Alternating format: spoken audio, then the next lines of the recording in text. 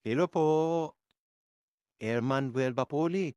Mga dapat mong makita sa plato mo kapag ikaw ay kumakain para maiwasan ang mga lifestyle-related diseases like hypertension, mataas na cholesterol, type 2 diabetes, stroke, heart attack, at cancer, at marami pang iba. Ang unang dapat mong makita na nasa plato mo, 50% fibers, meaning magulay, vegetables. Ni nagsasabi mahal daw mag-diet para lang yan sa mayayaman.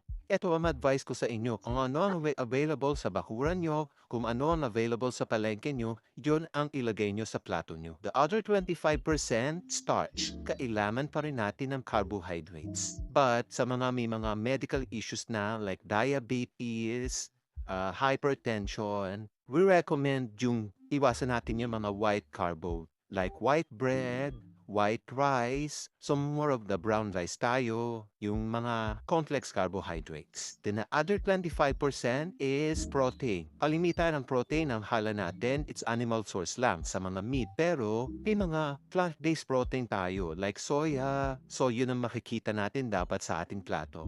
Ingat po palagi. God bless po.